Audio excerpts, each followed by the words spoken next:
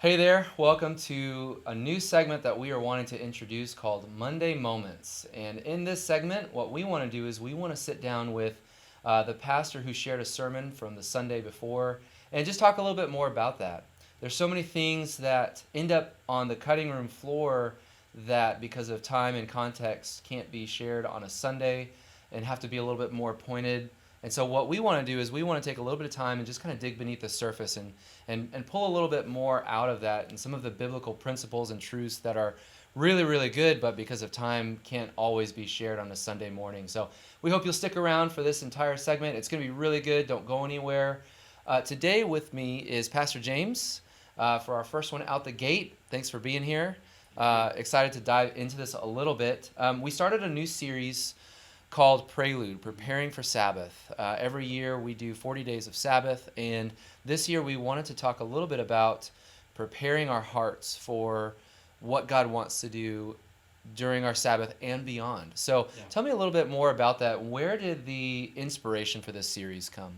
Yeah, I think the idea for Prelude is this idea of really being prepared for whatever it is that God is going to do next. And I look at it a lot in the same ways of if I was preparing to go on a trip or preparing to go on a vacation. There's a lot of things that we would be very intentional about doing in order to be ready to go for that. Things that we need to that we need to tidy up, things that we need to get. And I think that sometimes when it comes to our spiritual walk and trying to anticipate what God's going to do, we have a tendency to not prepare as well for those things. We kind of take it as it goes, and we just deal with what's right in front of us. And I think that the way to be most prepared for whatever it is that God is going to do next is for us to really take some time and just to be intentional about making sure that we're ready for those things. Yeah, that's so good. And I feel like it's so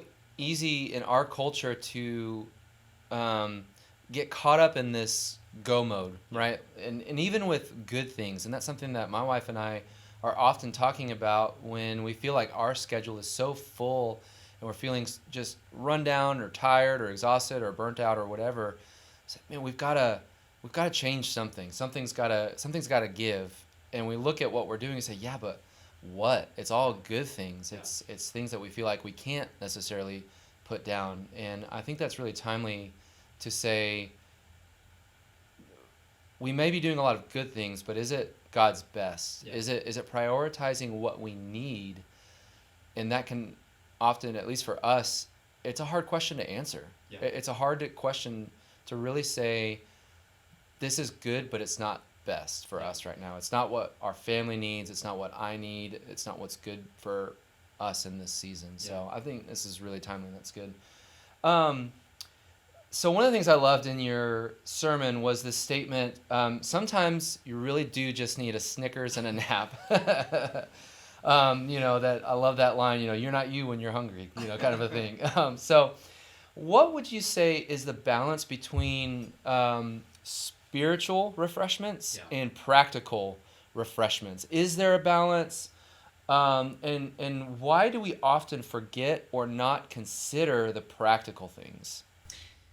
Yeah, I would say it's probably hard to call it a balance because this balance makes it seem like there's this equal portion of both things on either side, and I think that um, I think that it has a whole lot more to do with just kind of whatever season it is that you're in. I know that there's seasons in my life um, that have a whole lot more activity that I really need to focus a whole lot more on the rest, and there's other seasons in my life where maybe there's not as much activity, and yet the Lord is really doing something deeper in my own life. And so I think that we do have a tendency to, at times, get away from the practical things. We can put those things off. I know even in my own life, it feels a whole lot more spiritual to be doing the spiritual things than it is to do the practical things. Yeah. And I know that even in my own relationships, I can at times get um, I can put off things that I need to be focused on. Yeah. Because it seems like there's something more spiritual that I could be Mm. doing, and yet the reality is that we're still human. Like we still have these very basic needs, Yeah. and For me, I know when I get stressed and when I get overwhelmed, like the first thing that happens in my life is I forget to eat, and I know Yeah. like that sounds really funny, but just here in the last couple of weeks, I had a conversation with my wife, and I come home and I said, Kelly, I'm not feeling great, and I feel like I need to eat something, and she said, well, what have you eaten today? And I started thinking back, and I realized that not only had I not eaten that day, but I hadn't eaten since breakfast the day before, and it Wow. was just like I had gotten so consumed with what I was doing and focusing on trying to solve the problems and stressed with just what everything that was going Mm. on in our life at the time that I was neglecting a lot of the just the basic needs that I have in my life, and because those needs don't oftentimes seem super spiritual, I think that we can oftentimes miss those things, and yet they're such an important part Yeah.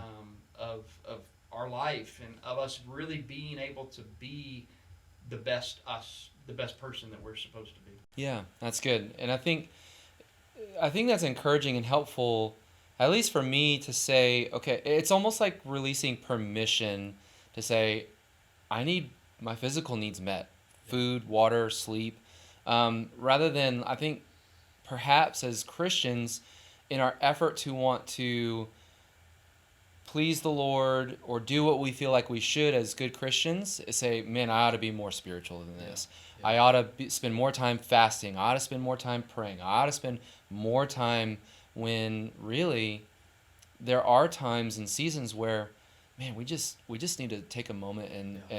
and rest, Yeah. just, and going back to that line, we just need a Snickers and a Yeah. nap. I think for me, it's so much so that like I've actually scheduled times in my life just to be separate from Mhm. whether it be my phone and in today's culture where we're so incredibly connected to everything. Yeah. I mean, my watch at this point gives me updates as far as what's going on in my life, and to recognize that like we can't constantly be on Yeah. in these areas, and for me, like I've scheduled those times, and at the beginning it was a discipline to be away from those things. Yeah. Now it's a habit. And so Yeah. like I have times scheduled throughout my day off and scheduled throughout my weekend where I don't pick up my phone. I don't put on my watch. I don't Mm. turn on the television. I don't pick up my computer. I'm not going to go check my email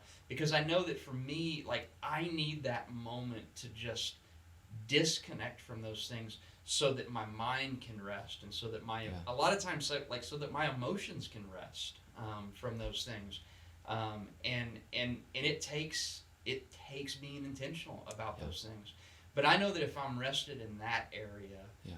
I'm going to be better in all of the other areas of my life as well. Yeah. That's good. That's good.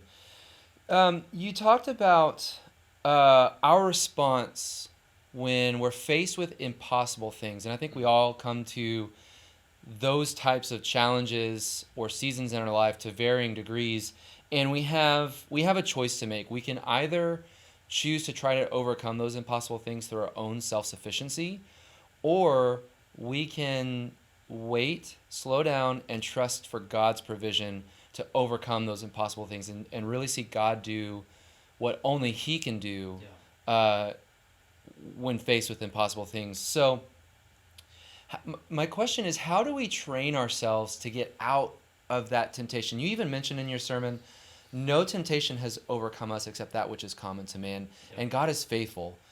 He will give you a way out. Yeah. So, how would you say we train ourselves to avoid that temptation, or to get out of that temptation, to do things in our own self-sufficiency and to trust in God's provision? Yeah, I think there's the spiritual answer, and I think there's the practical answer. I think that spiritually we lean into the promises of God, who says that He's going to be there, who says that He's going to provide those things for us. I think on the practical side, I think it's just this daily struggle to make sure that we're engaging at that level, because I know myself, like I wish I could call it anything other than this, but it's pride.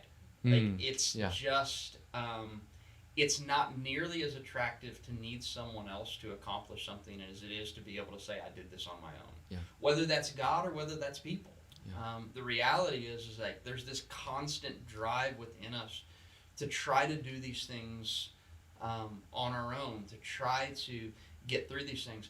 And that's like this twofold thing, because it's not just the fact that we need God in our life, it's the fact that we actually need other people in our life. And I think to admit first that we can't do it on our own, Yeah.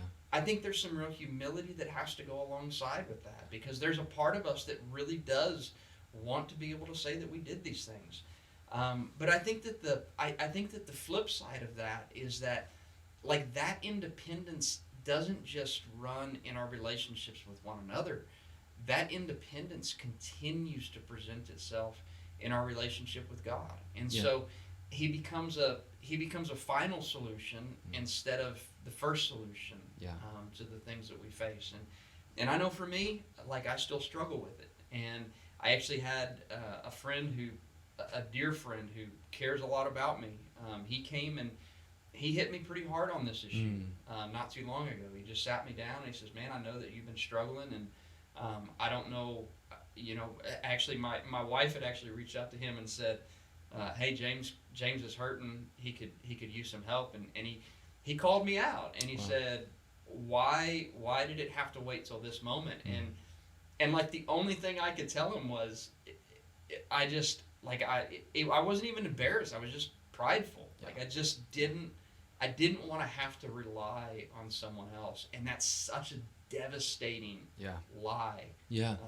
to get into. Yeah. Yeah. I think that's good, and that challenges me in the sense that we often say it takes a village when we're talking about kids, raising kids. And why would we not apply that same mentality to our own lives as adults, right? Like, it takes a village to raise adults too. And so, like, why don't we, like you said, make that our first response instead of our final response? I think that's a really good challenge, is to make God our first response, not our final response. Make people our first response, not our final response. I mean, that's and that's hard in our culture. I think it's also hard as men sometimes, especially. There's that cliche, like, men never ask for directions. We want to, I know where I'm going, I know how to get there, dadgummit. But I think that's really good, to say, you know what, I need to establish this as a discipline in my life, to be going to people on a regular basis, not just when I'm in crisis mode. Yeah. That's good. What are some things that you wanted to include in your sermon that ended up on the cutting room floor? One thing that I would have loved to have a little bit more time to talk about was just like the difficulties that Elijah was going through. I think that in the church especially, we tend to focus on the victories and maybe not talk as much about the struggles. Whereas I think that the struggle is probably much more relatable than the victory. Yeah. Elijah was, like, there's no way around it. Elijah was depressed, like, deeply depressed. The Bible records for us that he went into the desert and then he begged for death. Like, he asked God, "I'm done. Will you just take me out?" That's a deep place. Like, that is a dark place that Elijah was at. And I think that what makes it relatable is that I look at that and I'm like, I can relate to that a whole lot more than I can relate to, he called on God and God brought fire down from heaven and consumed everything that was in that place. Like, God's never done that in my life. I hope he does. Yeah. I would love to, like, I would love to be able to say that's a part of my life. But that's not been a part of my story. But I know what it feels like to be in a place where I'm like, Lord, I don't even know anymore. And what's amazing is the first thing that Elijah questioned was, he questioned his own call. He doubted God. He says, "God, I'm no greater than my ancestors." And the reality was is that, like, it wasn't like Elijah had this big moment with God and then it was kind of this slow fade. Like a couple years later, he found himself in the desert, and he was broken, and he was alone, and he was, he was depressed, and he was wishing for death. It was the day before Yeah. he had this miraculous moment with God, and then the very next day he finds himself alone, depressed, overwhelmed, wishing for death, doubting his call. Hmm. And I'm like, I've been there. Yeah. I know what that feels like. Yeah. And I think that the challenge is that when James says that, James 5:17, when he says that Elijah was a man with a nature like ours, like that's the part of Elijah's nature that I can relate to. Yeah. And to realize that even within the church, even within the lives of great men and women of God, there are these dark, heavy, overwhelming things that take place in their life. And I think that sometimes by not talking about that, it makes us immediately feel like, well, something must be really wrong with me. Yeah. And the reality is that what's wrong with me is called humanity. Yeah. Like I'm broken, and rather than it pointing to my lack, it should always point me to my source, who is God. Yeah. And we'll talk about it in a couple of weeks, but like the beautiful conclusion to this story was that even in that lack and even in that searching, like God wasn't done with Elijah yet. Yeah. He was still doing something super significant with his life. So that's good. And that's so encouraging that even someone who has experienced such a success and such amazing moments with God can still be flawed, still have struggles, and God still uses him. Yeah. Like it wasn't the last time that God used Elijah. Yeah. It wasn't like he all of a sudden admits to this inner struggle and God says, that's it, we're done. Yeah. There was still more that God used, and I think that's encouraging for me, and I think it's encouraging for a lot of us to say, it doesn't matter what success. We're not defined by that. We're also shouldn't be bound up in shame or condemnation for having those inner struggles. Yeah. And it kind of frees us up to say, yeah, I've got some things that I need to work on, or God is working on me, or I need to talk with someone about. But that doesn't disqualify me. Yeah. That doesn't cut me off. That doesn't, whatever the case may be, finish that, fill in the blank there. Yeah. But that's encouraging. And I find the heroes that I have in my own life, whether they're real or fictional, the ones that I connect with the most are the ones who are the most relatable. They're flawed in some way. They've got some weakness or some struggle. They're not just perfect people who never once had an issue or a struggle or whatever. And so I think that's so encouraging to see people in the Bible who God used in amazing ways, calling down fire, being taken up in a flaming chariot, and yet here he was admitting to his own struggle. Yeah. So for sure. That's good. Just in wrapping up, if you could encourage someone who's watching this with one practical takeaway, what would that be? Yeah, I would say, like, don't write yourself out of the story. I think that I fear that we miss great opportunities because we focus too much on the flaws in our life rather than the potential in That's our good. life. And I don't mean potential of like I've worked really hard, but like potential of the one who called me.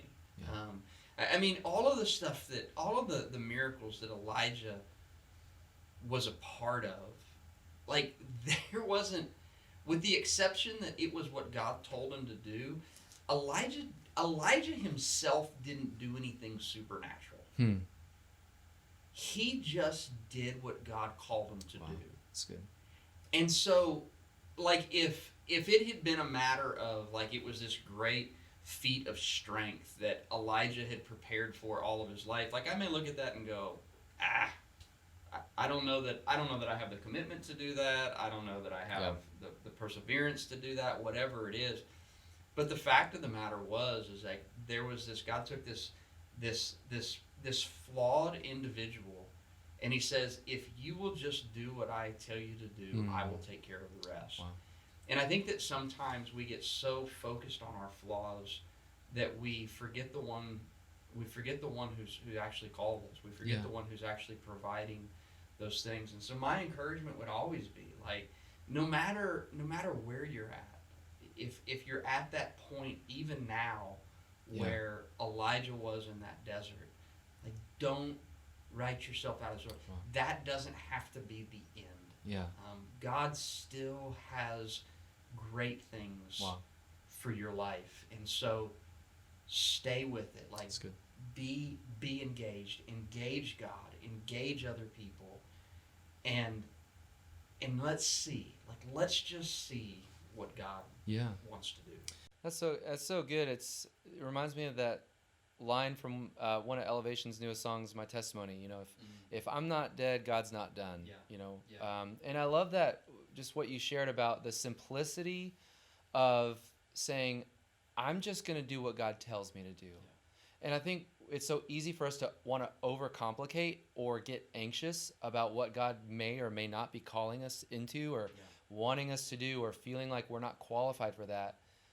And yet, God's just calling us to say yes. Yeah. And says, "Yeah, I'll step out and do that." You know, and God says, if I'm calling you, I'll provide.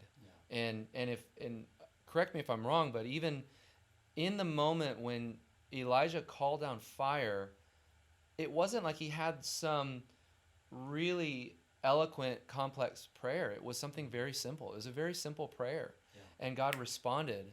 And there was this amazing moment when that fire came down. And I think that just speaks to what you were alluding to, is just that simple, obedient faith that says, I'm not going to try to overcomplicate this. I'm not going to try to have everything figured out. I'm just going to do what God tells me to do. And I'm going to step out. I'm going to step out in faith. Yeah. That's absolutely. good. Well, thanks so much for your time.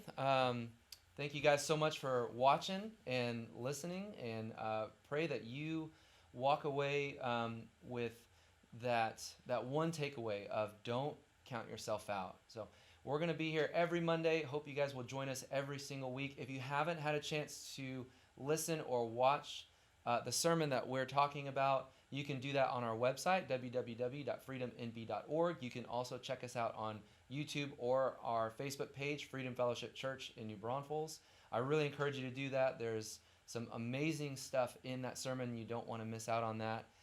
And we hope to see you guys next time.